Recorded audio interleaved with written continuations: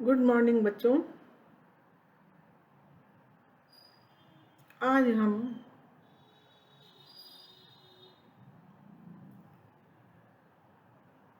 जयशंकर प्रसाद द्वारा लिखित गीत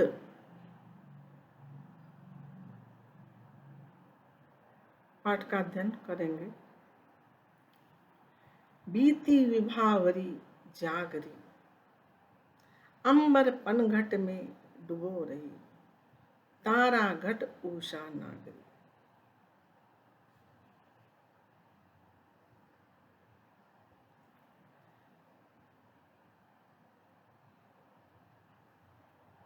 प्रस्तुत पद्यांश हमारी पाठ पुस्तक काव्यांजलि से संकलित जयशंकर प्रसाद द्वारा रचित गीत शीर्षक कविता से उद्धृत है।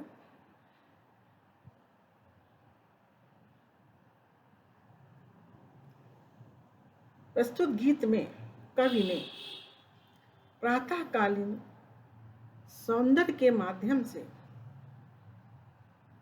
प्रकृति के जागरण का आह्वान किया। इस गीत में एक सखी दूसरी सखी से कहती है कि हे सखी, बीती विभावरी जागरी। विभावरी रात बीत गई है।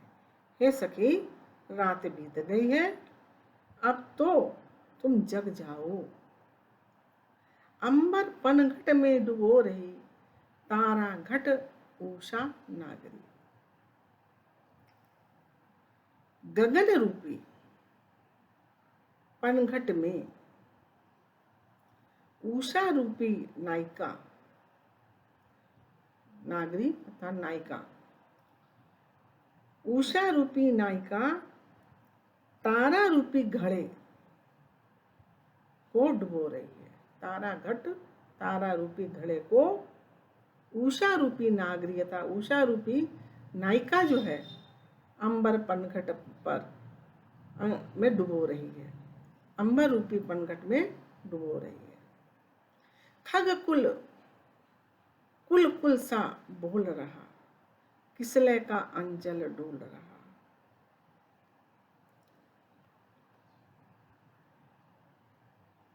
प्रातः काल के आगमन पर खगकुल पक्षियों का समूह कुलकुल सा बोल रहा अर्थात कलरव कर रहा है।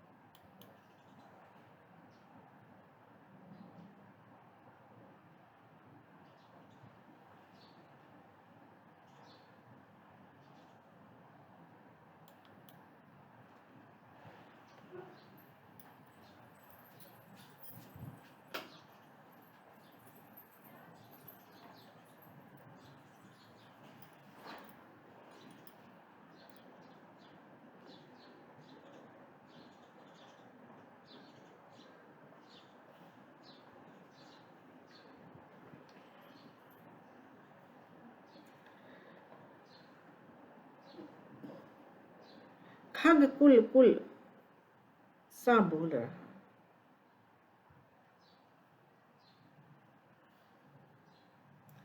प्रातः काल के आगमन पर पक्षियों के समूह कलरव कर रहे हैं, शोरगुल मचा रहे हैं।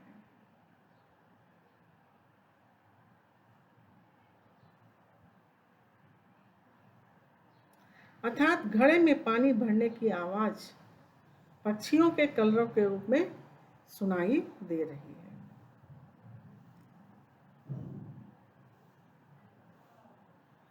किसले का अंचल डोल रहा, पत्ते रूपी आंचल जो है वो आंचल डोल रहा, हिल रहा है।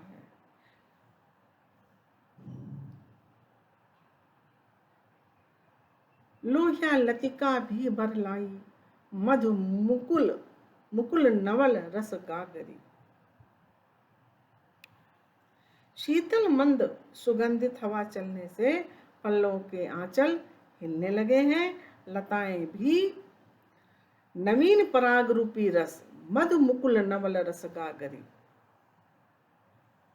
नवीन पराग रूपी, नवल मने नवीन, पराग रूपी रस से गागरी, गागर को भर लाई है। मधु मुकुल नवल रस गागरी।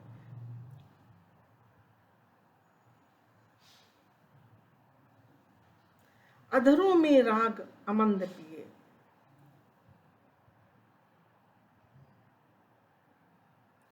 अधरों में राग अमंद पिए, अलकों में मलयज बंद किए, तू अब तक सोई है आली, आंखों में भरे विहागरी। समस्त कलियां पुष्पों में परिवर्तित होकर पराग से युक्त हो गई हैं, परंतु हे सखी, तू अपने अधरों में राग अमंद पिए, अर्थात प्रेम की मदिरा को पिए हुए, और अपने बालों में, अलकों में अथवा बालों में मलेज बंद किए, सुगंध को समाये हुए तथा आंखों में आलस भरे हुए अभी तक सो रही है। कहने का तात्पर्य है कि प्रातः काल होने पर इस शांत सर्वत्र जागरण हो गया है, परंतु हे सखी, तू अब तक सो रही है, जबकि यह सोने का समय नहीं है।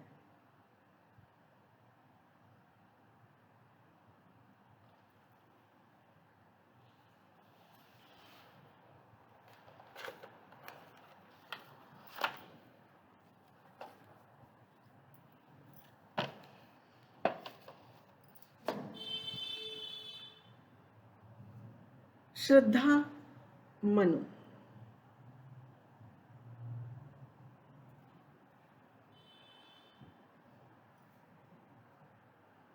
प्रलय के अनंतर श्रद्धा मन को निर्जन स्थान पर बैठे देखकर उनसे पूछती हैं,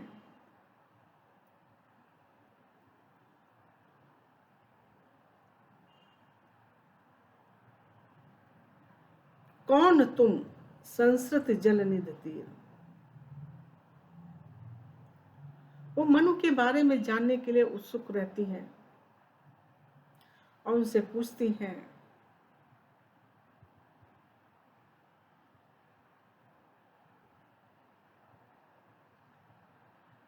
कौन तुम, संस्कृति माने संसार, संसार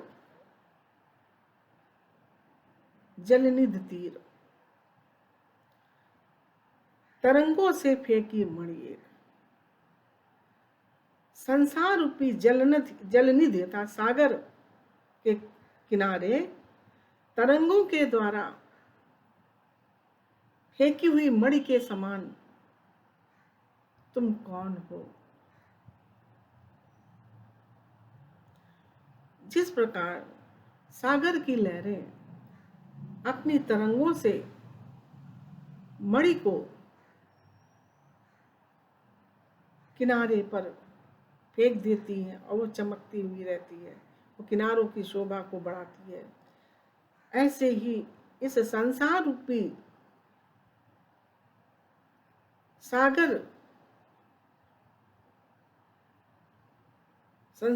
सागर के तरंगों द्वारा फेंकी हुई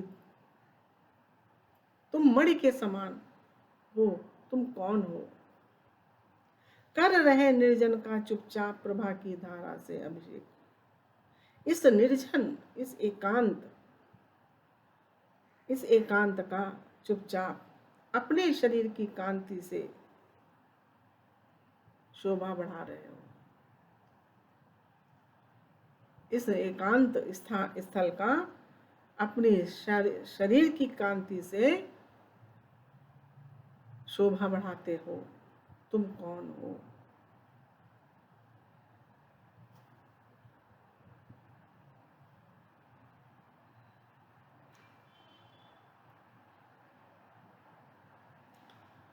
मधुर विश्रांत और एकांत जगत का सुलझा हुआ रहस्य, एक करुणामय सुंदर मौन और चंचल मन का आलस्य।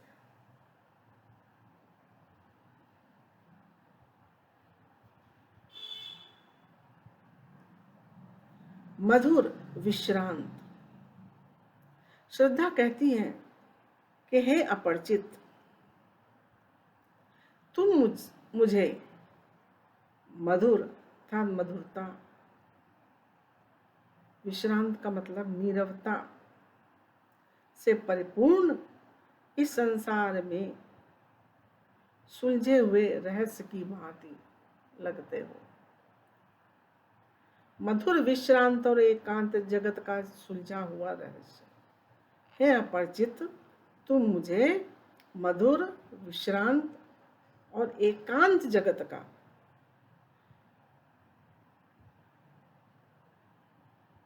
सुलझा हुआ रहस्य मालूम होते हो।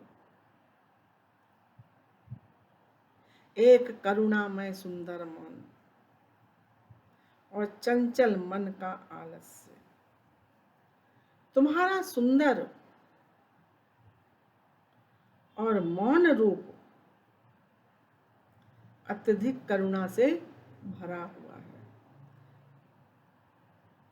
तुम्हारा सुंदर मौन जो है वो करुणामय है, अर्थात करुणा से भरा हुआ है।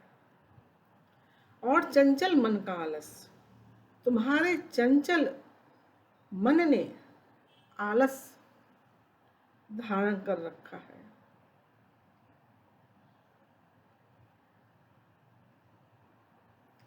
सुना यह मनु ने मधु गुंजार, मधुकरी का सा जब सानंद,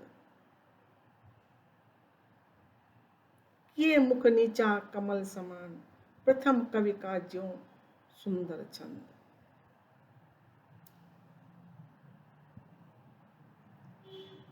जब मनु ने कानों को आनंद प्रदान करने वाले मधुकंजार अर्थात शहद जैसे मीठे शब्द सुने, मधुकरी का सा जबान सानंद, किए मुख नीचा कमल समान, कमल के समान मुख को नीचे किए बैठी हुई श्रद्धा को देखा।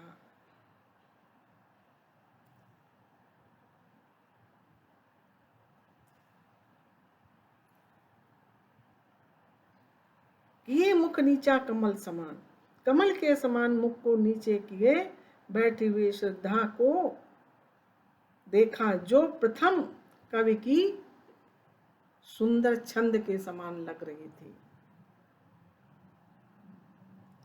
एक झटका सा लगा सहर्ष, निरखने लगे लुटे से, कौन गा रहा ये सुंदर संगीत। कुतूहल रह न सका फिर मौन। अचानक उन्हें एक अचंभा सा लगा, एक आश्चर्य सा लगा। निरखने लगे लुटे से, अचंभित होकर के वे, ऐसा लगा जैसे कुछ उनका लुट गया हो, ऐसे वे देखने लगे ये कौन सुंदर संगीत गा रहा है। ये कुतूहल उनके अंदर जग गया। मनु श्रद्धा के विषय में जानने के लिए उत्सुक हो गए, जो शहद के समान मीठी शब्द बोल रही थी, मनु से उनका परिचय पूछ रही थी। वो एक संगीतमय था।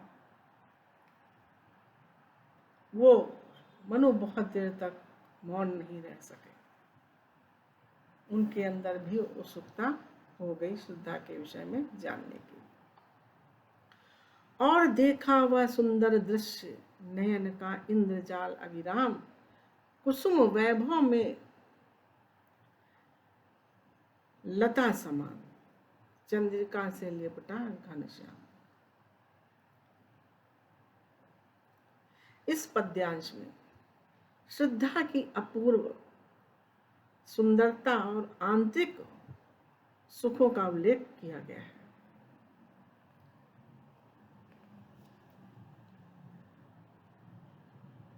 श्रद्धा की मधुर ध्वनियों को सुनने के बाद जब मनु का ध्यान उनके रूप की ओर गया तो वह दृश्य,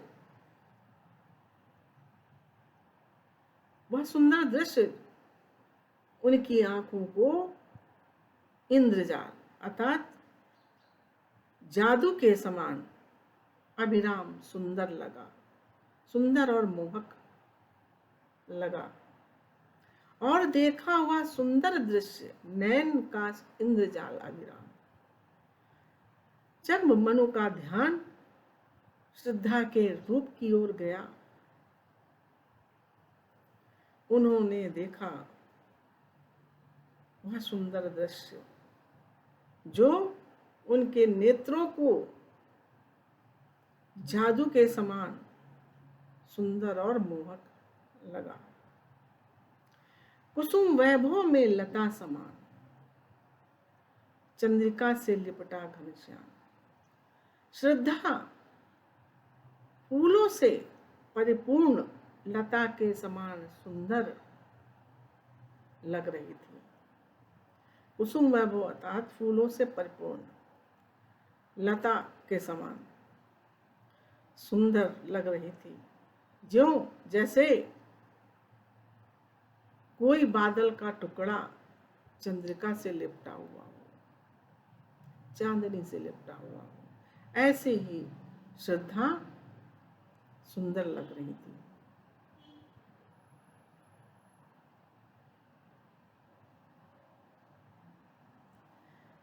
हृदय की अनुकृति बाह्य उदार, एक लंबी काया उन्मुक्त, मधु पवन क्रीडित ज्यों शिशुशाल, सुशोभित हो सौरभ संयुक्त। श्रद्धा का हृदय, हृदय की अनुकृति अर्थात हृदय की विशालता। श्रद्धा का हृदय उदार एवं विशाल था और बाहरी शरीर एक उन्मुक्त लंबी युवती का था।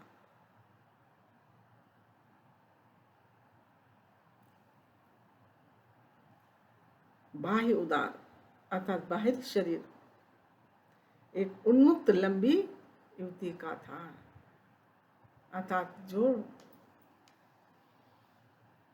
लंबी काया लिए हुए थी। मधु पवन क्रीडित ज्यों शिशुशाल,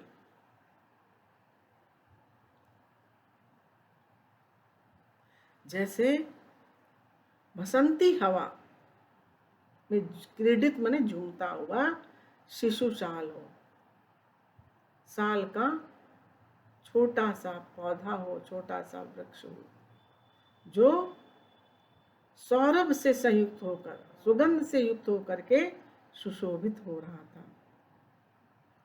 ऐसे ही श्रद्धा लग रही थी।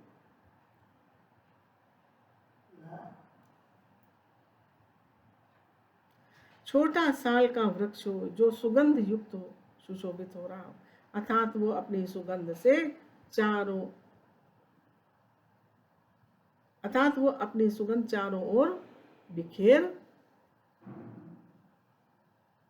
साल वृक्ष चारों ओर अपनी सुगंध बिखेर रहा हो, अर्थात श्रद्धा भी सुगंध से युक्त थी और उनकी सुगंध चारों तरफ फैल रही थी।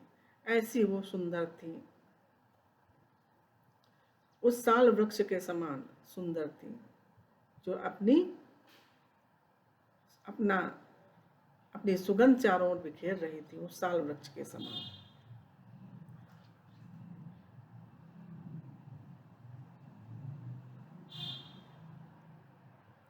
बेटा बस इतना ही बच्चों रखते हैं आज का पाठ।